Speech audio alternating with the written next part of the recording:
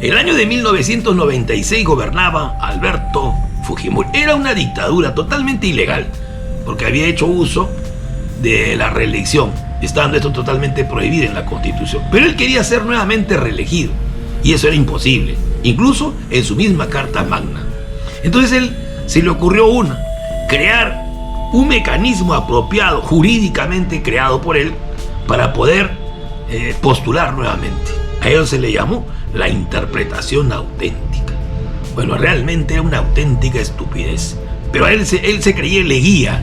Leguía gobernó 11 años y él, Leguía, quería gobernar 15. Fujimori también quería gobernar 15, pero para eso tenía que adecuar la Constitución. A esto se prestó un tal Carlos y Torres Lara, ayayero. Era un tinterillo de esos que abundaban en ese tiempo. Y él es el que plantea esa ley de interpretación auténtica, que es realmente una burla a la inteligencia humana. Fujimori no podía postular porque la Constitución decía claramente que no había reelección. Pero él va a variar ese artículo constitucional con una ley de interpretación. La Constitución decía que el presidente que estaba en ejercicio, que era Fujimori, podía postular nuevamente. Bueno, pero la norma que ahora da la ley de interpretación auténtica dice que se le da una segunda oportunidad. Nadie entendía esto porque sería la tercera vez que él postularía. Pero ellos decían que no, que era la segunda, que 1 más 1 era 1. Pero es totalmente ridículo porque era la tercera vez que él postulaba. Pero con la interpretación auténtica decía que era la segunda. Pero no era la segunda, era la tercera. Sí, pero ellos decían que la tercera era la segunda.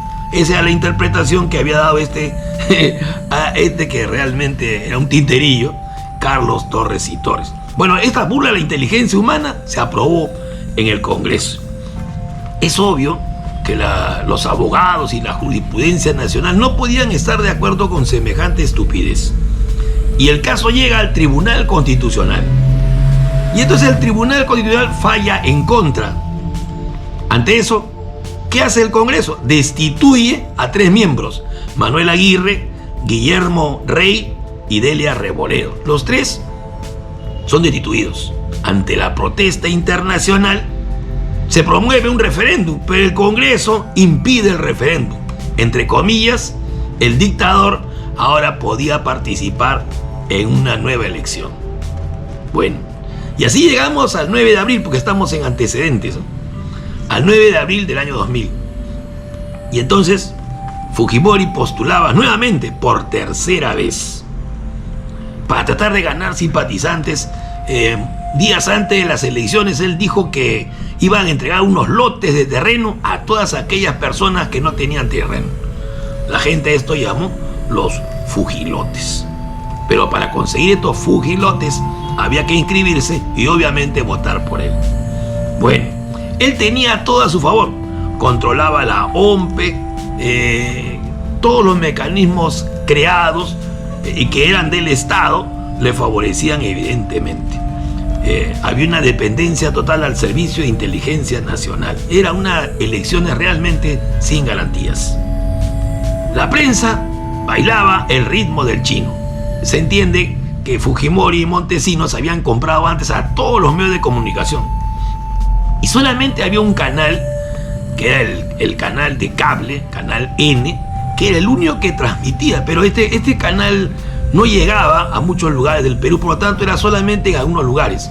Por ejemplo, donde yo vivía, había muy pocas personas que tenían ese canal. Y por eso que se había hecho costumbre piratear entre los vecinos para poder tener la señal, ¿no?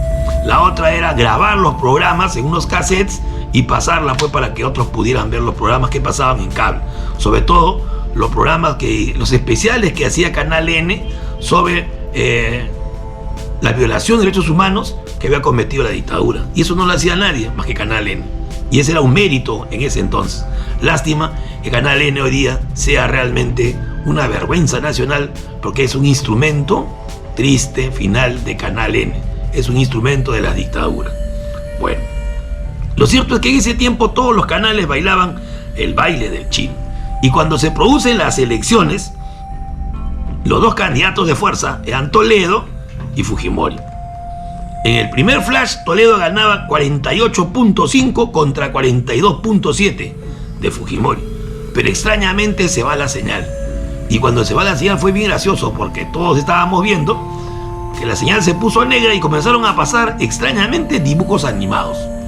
Y todo el mundo se decía algo extraño estaba pasando. Y efectivamente era así. Al poco rato nuevamente salieron ceremoniosos los que habían dado el primer flash y ahora decían que había ganado Fujimori con 49% y había la posibilidad de que sea el 50%. Si había 50% más uno, no había ya segunda vuelta. Entonces de inmediato todo el pueblo se va a la calle. Era evidente el fraude. Toledo llamó una movilización de inmediato porque ya estaba llegándose el momento de la noche y se pretendía seguramente decir que ya no iba a haber segunda vuelta. Fue tal la movilización nacional que todo el mundo se olvidó de su candidato. El candidato entonces, pero no por el candidato él como persona, sino porque representaba a todo un espíritu nacional contra la dictadura, era Toledo. Representaba al pueblo, a la unidad popular y a todos aquellos que veían en él una esperanza de acabar con la dictadura. Y entonces, vistos así los resultados, había que haber una segunda vuelta. Esta segunda vuelta evidentemente ya nació amañada. Y Toledo de inmediato dice que no va a participar. No participó en esta segunda vuelta, pero el OMPE y el Jurado Nacional se prestó al juego de la dictadura e hizo unas elecciones totalmente fraudulentas, donde Toledo ya no participaba, pero ahí figuraba su rostro, donde Fujimori dice había ganado por el 74%. Recuerdo claramente que la consigna que se dio en esos días era no votar. Porque votar, decía la consigna, era avalar a la dictadura. Yo estuve en aquellos de que no votó. Y bueno, mi castigo fue pagar una multa. Porque no podía hacer ningún trámite si es que no había pagado la multa. Bueno, eso pasó en el gobierno de Fujimori. Bueno, la OEA no reconoció los resultados. Y el no reconocimiento hizo que el pueblo tenga capacidad de resistencia. Porque se dieron cuenta que no solamente era acá, sino que también afuera.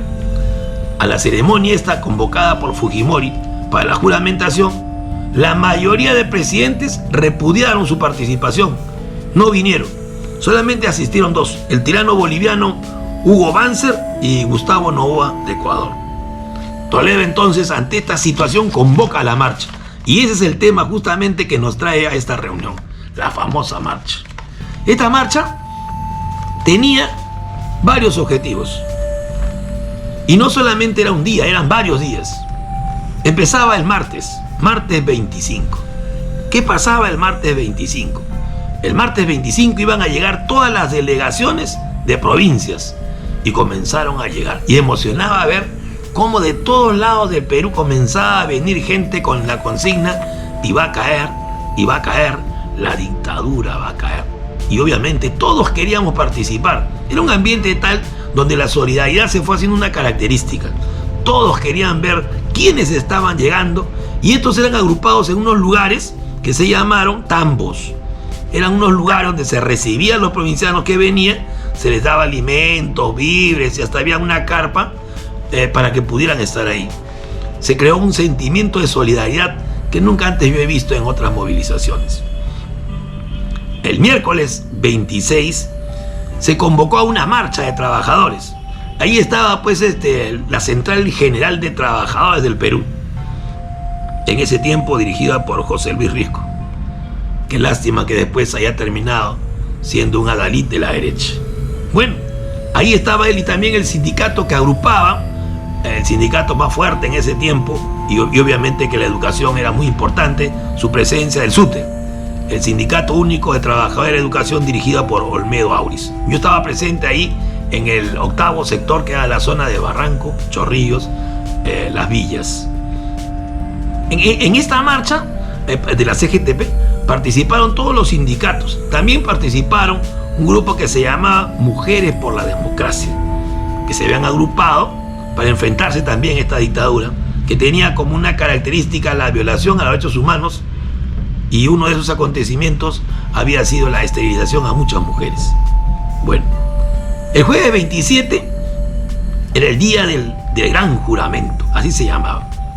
Y ese día del gran juramento, primero empezaba con un desfile Ese desfile iba de diferentes lugares. Por ejemplo, de la avenida Bolivia, ahí estaba ubicado lo que se llamaba el Chinchaysuyo. Porque recuérdese, el Perú había sido dividido en 4 suyos para esta marcha. Chinchaysuyo eran Caraballo, Puente Piedra, Comas, Independencia, Los Olivos, San Martín, Ancón y el Callao. Por Roosevelt venía el Contisuyo.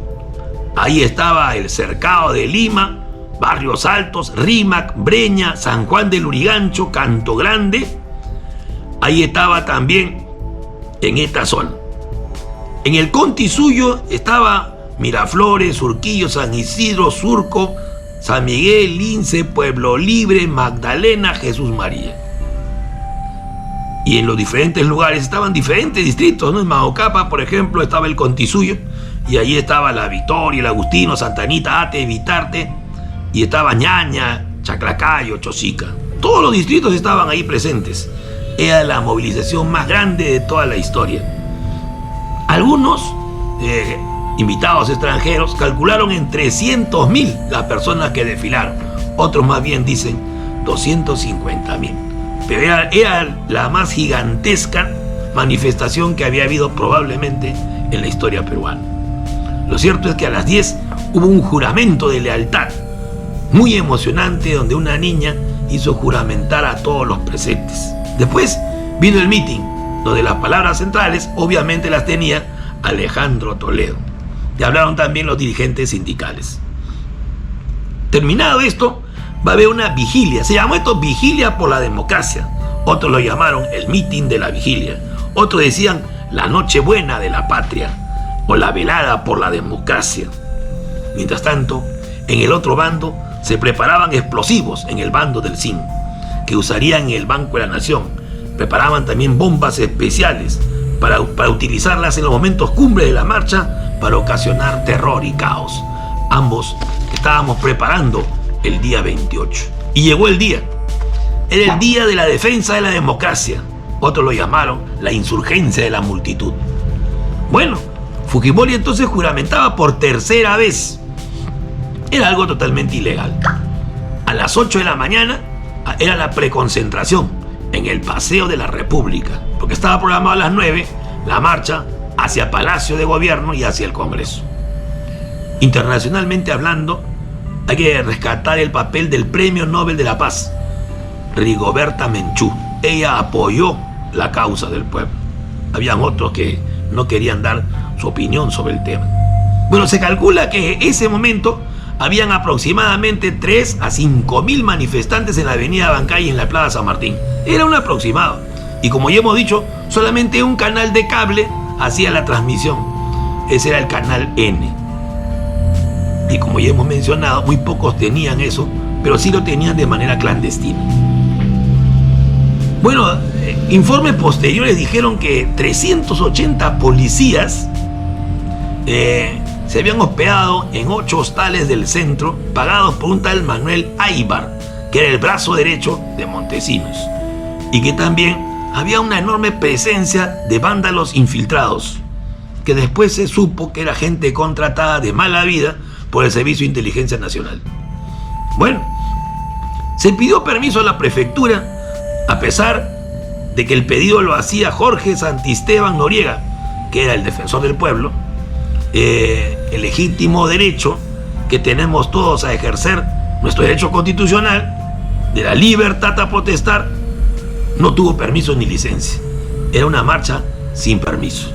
Bueno, lo cierto es que así se inició. A las 8:30 ya habían aproximadamente, como hemos dicho, de 3 a 5.000 personas. Y entonces comenzó a hacer su presencia el Rochabús. Bueno, se llama así Rochabús en homenaje a un tal Temístocles Rocha. Ese era un personaje de la dictadura de Odría. Odría, otro tirano, cuando gobernaba, aplicaba un dicho que decía: hechos y no palabras. Y todo aquel que se oponía de inmediato le aplicaba la ley y lo llevaba al frontón. Pero se vio una protesta, lo mandó a Rocha para que traiga algo sofisticado. Y en ese tiempo trajeron pues el carro rompe manifestaciones. Y en homenaje a él, Temístocles Rocha, lo llamaron a ese armatoste Rochabús. Y así el Rochabús comenzó pues a echar agua a todos los que estaban en la zona. Se inicia entonces la marcha, como hemos dicho, de 3.000 a 5.000 personas en Lima, en esa parte. Pero como el Rochabús comenzó a dividir, entonces ya había la marcha en dos lugares, se dividió. Unos estaban en Abancay, frente al Ministerio de Educación, y otros, bueno, yo sé de paso, este Ministerio de Educación es hoy día Poder Judicial, y otros estaban en la Plaza San Martín, en dos grupos.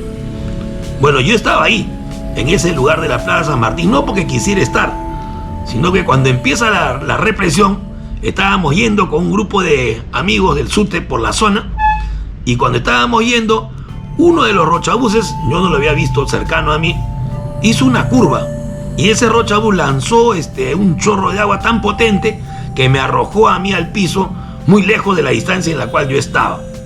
Cuando me levanté, me di cuenta que estaba repleto de agua. Entonces un grupo de compañeros que estaban a mi lado me llevaron hacia la Plaza San Martín, y felizmente no estaba herido. Entonces cuando me llevaron a la Plaza San Martín, estuve un tiempo ahí esperando que secara la ropa, y estaba viendo ahí, era un testigo de todo lo que ocurría en ese momento, y por eso puedo narrarle fielmente lo que observé en esos momentos. Bueno, entonces estaba dividida la gente en dos grupos, como ya hemos dicho, ¿no? Uno estaba en el Parque Universitario y otro estaba en la Plaza San Martín. En ese momento habían helicópteros que sobrevolaban, obviamente para asustar, ¿no?, al estilo de las películas de Vietnam. Sobrevolaba la zona a cada rato. Bueno, en ese momento vi también que ya me estaba recuperando yo, ya me había podido parar, comencé a mirar a lo que ocurría a mi alrededor para tratar de ayudar a los compañeros heridos que estaban ahí, porque a los que estaban heridos eran llevados a la plaza, al lugar donde yo estaba.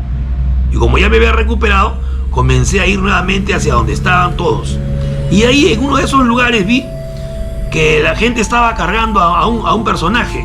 Me acerqué a verlos y vi que era un señor que tenía sangre y que se le estaba cayendo parte del ojo. Era realmente algo lamentable lo que uno estaba viendo. La actitud de las Fuerzas Armadas, y en este caso de la policía también, que había disparado violentamente a una persona que solamente reclamaba sus legítimos derechos. Bueno, eso no me lo contaron, eso yo lo vi. Y entonces, como disparaban al cuerpo, había que tener mucho cuidado y precaución. Más o menos esto duró el tiempo, la represión fuerte, duró el tiempo que Fujimori estaba juramentando. O sea que mientras Fujimori juramentaba, nosotros nos estaban reprimiendo. Era un control férreo. Y obviamente buscaban dispersar. También vi a Víctor Delfín. Víctor Delfín sufrió el impacto también de una bomba. El artista famoso Víctor Delfín cae herido. También lo tienen que llevar a un hospital. Bueno, ¿no es cierto que Delfín representaba a una generación de pintores que estaba en contra de la dictadura y que habían venido a participar en esta marcha? Ahí, en esta marcha, todo nos unía, nada nos desunía. A las 11 aproximadamente de la mañana vi claramente que había un grupo de personas medias extrañas, porque no lucían como nosotros, sino que parece que se daban ciertas consignas, y después me di cuenta que eran personas infiltradas. Ellos se iban también hacia Abancay y a Colmena. Los reconocí por sus extrañas ropas que vestían. Lo cierto es que estaban llevando combustible y veía que nadie le decía nada. Incluso algunos pasaban por donde estaba la policía y no decían absolutamente nada. Eso me hacía sospechar de quiénes eran estos personajes. Lo cierto es que yo estaba ahí en la Plaza San Martín y veía también claramente que había personas que eran evidentemente agentes del Servicio de Inteligencia Nacional. Y en ese momento, cuando estaba la juramentación de Fujimori, la represión era total. Violentamente, conforme va pasando esto, la represión comienza a disminuir. Entonces Toledo llega al Paseo de la República y pretendía avanzar hacia nosotros. Llegó hacia donde estábamos nosotros. Toledo llega a la Plaza San Martín y pretendía hacer un mitin en la Plaza San Martín, pero la policía no lo dejaba. La represión nuevamente continuaba en un nivel mayor. Es en este momento donde estábamos una gran cantidad de gente y llovían bombas por doquier. Y entonces la policía comenzó a intervenir y a llevarse mucha cantidad, bastantes detenidos. Pero extrañamente a un grupo de personas se les permitió pasar. Eso es lo que nadie entendía. Y era extraño porque este grupo de vándalos se habían ido al Palacio Judicial, al Poder Judicial, y en ese lugar, en el Paseo de la República, habían tratado de incendiar parte del Poder Judicial. Y eso era raro porque en el Poder Judicial al costado hay 2 comisarías. Era extraño, si estaban al costado de 2 comisarías, ¿cómo es que las 2 comisarías no habían reaccionado frente a este pequeño grupo de personas que había ido a quemar justamente el Palacio de Justicia? Bueno, nuevamente entonces la situación se ponía tensa en el lugar donde estábamos. En ese momento otra vez los vuelos de los aviones se hacían algo común. Otra vez la policía hace un contraataque.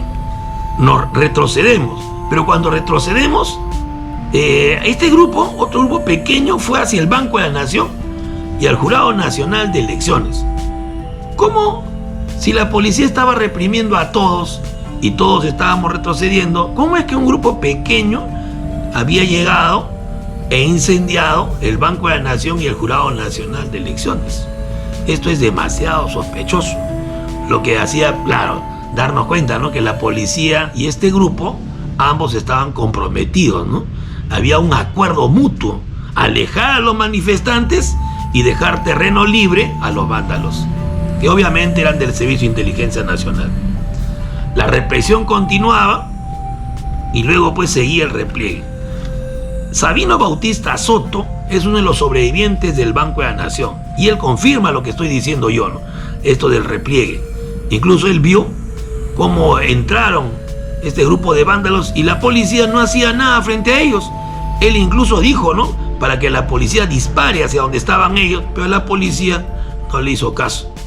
Y entonces el ataque al banco fue efectivo.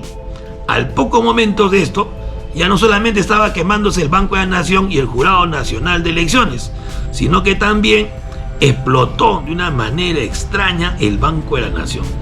Lo cierto es que habían entrado agentes del Servicio de Inteligencia y habían colocado en diferentes lugares diferentes artefactos explosivos que habían hecho derrumbarse al Banco de la Nación.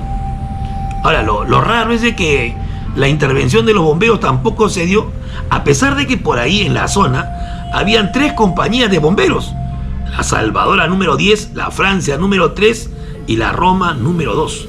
El comandante general de bomberos dijo que la policía no le había querido dar seguridad y por eso que no había podido intervenir. Bueno, lo cierto es que el incendio provocó un colapso terrible y Fujimori lo que decía era que los que estaban ahí habían querido incendiar y quemar el Congreso. Esta marcha se trastocó y ahora comenzaron a perseguir con ese pretexto. Pasaron los medios de comunicación que todos los que habían participado obviamente eran terroristas, con el argumento de lo que había ocurrido en el Banco de la Nación. Y entonces comenzó la persecución y los detenidos fueron masivos. Ante eso, los medios de comunicación a cada rato macheteaban con la idea de que había que culpar a los que habían estado a la marcha. Ya en los momentos nocturnos de ese día, la gente comenzó a retirarse y entonces fueron 176 los heridos y 200 detenidos. Entonces yo llegué a mi casa contento de poder haber estado ahí en uno de los momentos más importantes de la historia del Perú. Lo cierto es de que Fujimori comenzó una etapa de mayor represión contra todos aquellos que habían participado y sobre todo los dirigentes populares, que comenzó a meterlos en prisión, acusándolos de haber participado en esta marcha de los 4 suyos. Pero todo tiene su final. El 14 de septiembre se descubre el famoso video Curi Montesinos. Y entonces Fujimori, el 13 de noviembre, va a viajar a Brunei, donde va a haber una reunión de APEC. Y después Fujimori se va a Japón, donde manda un fax. Y en ese fax Fujimori dice que renunciaba a la presidencia, aunque el Congreso lo destituye y lo va a poner a Paniagua como presidente. El problema fue que El pueblo había vencido nuevamente. Había caído la dictadura. Pero no se destruyó la arquitectura de corrupción creada por esta dictadura. Y muchos de los que fueron los que dirigieron la lucha contra la corrupción terminaron peor que aquellos que tanto habían criticado. El andamiaje creado por esta dictadura, la arquitectura creada por ellos, se mantiene hasta el día de hoy. Y si no, miren el Poder Judicial, donde está totalmente podrido, con la presencia de Patricia Benavides, aquella que destruye la justicia peruana, que ni siquiera presenta tesis de sus grados académicos. El Tribunal Constitucional, que es una vergüenza nacional. El oligopolio que ejerce el diario El Comercio con la prensa. El apoyo a las dictaduras que da la CONFIEP. Los jefes de las Fuerzas Armadas que dirigen las masacres y encubren a esas dictaduras. El sistema de partidos políticos podrido, instalado por Fujimori, que los ha convertido en club de corruptos. Y esta constitución, que el Congreso lo cambia cada día, pero no quieren que el pueblo participe para cambiarlas. Bueno, la arquitectura se mantiene, pero el pueblo quiere cambiar esta arquitectura, quiere cambiar este andamiaje creado por ellos, cerrar un ciclo y abrir un nuevo ciclo. Eso es lo que quiere el pueblo, participando activamente para que caiga esta nueva dictadura. Recuerda, el pueblo siempre tiene la razón. El pueblo ya avanza. Solo la verdad nos hará libres. Muchas gracias.